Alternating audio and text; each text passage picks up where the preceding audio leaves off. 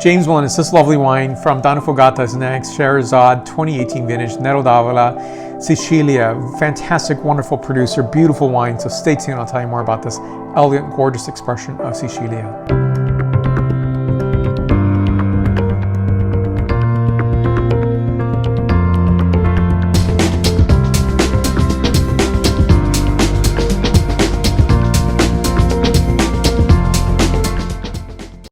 Love this producer. I, of course, I have reviewed a good number of Donnafugata wines. I have a playlist of Donnafugata wines that I've reviewed in the past. I'll place that playlist right up here, as well as other Donnafugata wines that I have reviewed. Beautiful expression of wine here, and a little more of my wine glass, because I want to characterize this completely and fully. And that mad dash love affair that I have with Nero d'Avola. It's that expression that is really that center point of indigenous varieties that found a birthplace on the beautiful island of Sicily.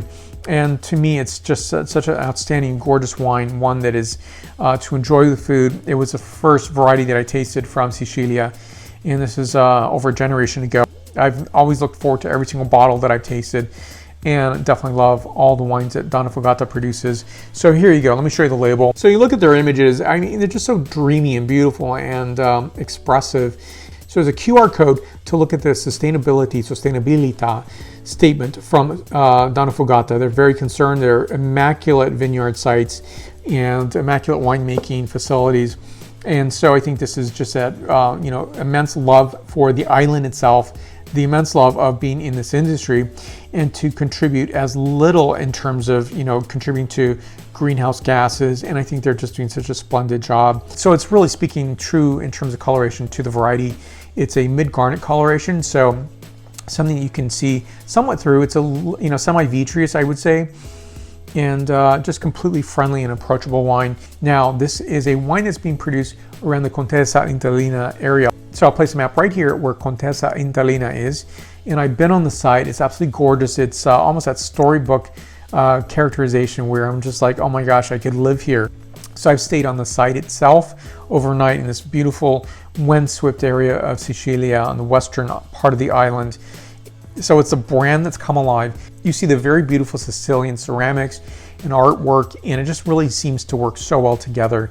You look at Donnafugata, a lot of the material in terms of the imagery, at least, or at least the evocation, comes from the book El Gatto Pardo. So Giuseppe Tomasi di Lampedusa wrote a book called El Gatto Pardo. In English, it's The Leopard. And you're going to find references in terms of names and places, and even the house Donnafugata is really referenced in the book. It is pivotal in terms of thinking of Sicilia as this place of change, especially in the mid-1800s.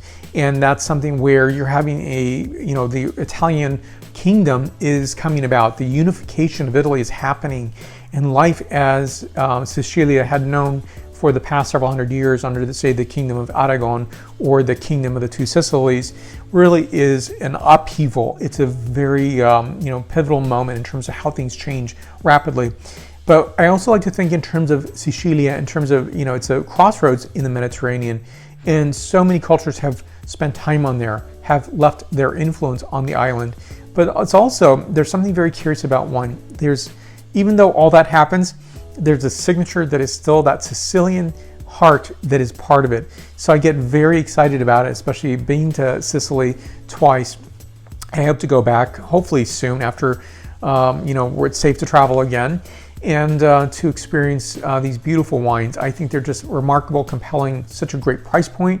And so I can't speak enough about how beautiful these wines are. And, swirl it around, put in your glass, make sure that you're able to smell the wine. So on this characterization here is bean cherry notes, as well as a bit of mountain strawberry, red rose petals, and wild fennel. So the vinification on this wine is in stainless steel, maceration for 6 to 8 days between the temperature range of 25 to 28 degrees Celsius, which is about 77 to 82 degrees Fahrenheit. It's in tanks for 4 months, and then for at least 3 months in the bottle. A gorgeous, fantastic experience in terms of what you do get from this wine. Simple and yet fully expressive of the Nero d'Avola grape. And next, the palate characterization. So in this wine, I'm getting into a tarping cherry, a bit of field strawberry note, white pepper, hint of fennel and tarragon, and also on the finish, I'm getting some graphite. Graphite to me is a lovely note. It's really what I get from, say, Pinot Noir. And that can exist, of course, on other varieties as well. It's a really sublime, very well done Nero d'Avola wine from Donnafugata, the Sherazade, fantastic wine, 2018 vintage, 93 points out of 100 points. More reviews to come, and I'll place, again, more Donnafugata wine reviews up here. You'll see the playlist as well as other Donnafugata wines that I reviewed in the past. More information on the producer will be listed down below, as well as a recipe that I promised. And appreciate you watching. So in between videos, you'll find me on Facebook, Twitter, Instagram, LinkedIn, and WordPress. Additionally, you'll find me on my podcast, which is on Apple Podcasts, Stitcher, Spotify, and iHeartRadio. Thank you for watching. I'll see you in the next video. Salute.